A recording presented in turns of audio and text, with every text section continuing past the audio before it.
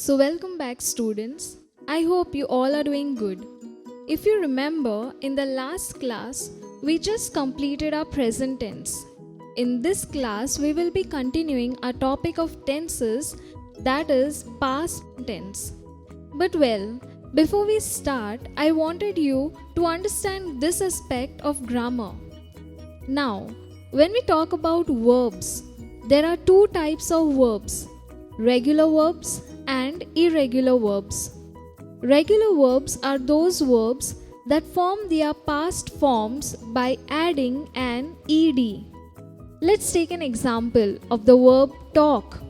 The past form becomes talked. So, I talked to you every day. We talked last night.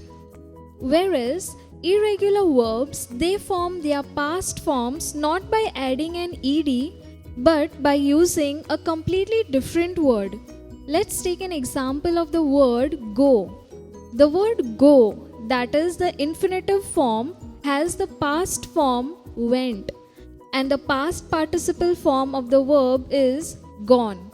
So we have go, went, and gone. So let's look at the simple past tense here. So when do we use the simple past tense? We use it when we talk about completed actions in the past. Doesn't this sound similar to you? We spoke about the same thing while learning about the present perfect tense, completed action in the past. So then, what is the difference between the two? The difference is that in the simple past tense, we use the adverbs of past time. So we have a specific time here. So let's just look at its formulation. The first sentence is, I played tennis. Here, I is the subject plus the V2 form of the verb, the past form, and the object. So we have, I played tennis, you played tennis, he or she played tennis, we played tennis, they played tennis. Now, let's understand the simple past tense better with the help of these example sentences here. So let's look at the first sentence. I studied 3 sections last night. So here, this is a completed action that I have already completed 3 sections. And when did I do it? Last night. So a specific time is mentioned here. Let's look at the second sentence. She just came back. Is this sentence correct?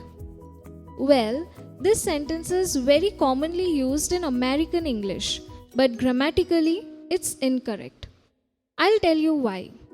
Because here, do we have a specific time expression? No, we don't. So, according to the rule, we'll use the present perfect tense here and not the simple past tense. So, it would be, she has just come back. So, let's just look at the next sentence. I have received the letter a week ago. Correct? Incorrect? Yes, you got that one. So, since the time expression or an adverb of past time, a week ago, is used, we cannot use it in the simple present tense. We have to use it in the past simple tense. So it would be, I received a letter a week ago. Let's now look at the timeline of the simple past tense. Again, it's pretty simple. This is our timeline. This is the past, this is the present, and this is the future.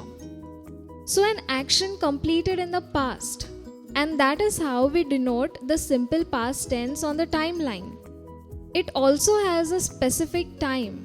So when I say I studied 3 sections last night, so last night is a specific time given, and it is an adverb of past time.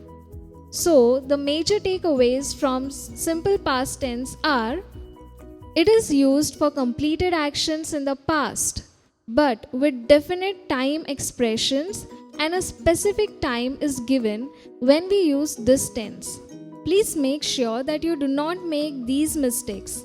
When the past adverb is given here, do not use it with the present perfect tense. So, that's it about the simple past tense. So now, let's see past continuous tense. Let's see its usage first. So, we use the past continuous tense when an action is in progress in the past, either when a shorter action took place or at a very precise moment in the past. Now, let's look at the formulation of past continuous tense. I was playing. So, we have the subject I here plus was or were plus the base form of the verb plus ing. The other pronouns would be you were playing, he or she was playing. Here we use was as he, she or it is the third person singular form. We were playing, they were playing. Well, let's understand the usage better with the help of these examples here. Let's take the first example. Harry was sleeping when the phone rang. So, we have Harry was sleeping. This is in the continuous form. So, an action in progress, and it was interrupted with a shorter action, which is in this case the phone rang. Also, one more thing to notice here is that the shorter action, it is always in the simple past tense. So now, let's see the second sentence. It was snowing at 8 a.m. yesterday. So, a continuous action and at a precise moment in the past. Let's look at the next sentence. She was writing a novel when she became ill. So here, she was writing a novel is a continuous action in the past, and it was interrupted by a shorter action, which is she became ill. I think we'll be able to understand past continuous tense better in a timeline. So, let's look at it. So this is our timeline. This is the past, this is the present, and this is the future. So let's take the third sentence. She was writing a novel when she became ill. So this is where she started writing a novel. She was writing a novel and here she felt sick. But then later on she continued writing. So we have an action of a past action of writing. She is writing a novel here which is interrupted with an action when she became ill. So the major takeaways of the past continuous tenses are: the shorter action is always in the simple past tense. It is a past action in progress which is interrupted by a shorter action, which we have already understood it better from the timeline that I just explained to you. So see you in our next session. Till then, stay home, stay safe.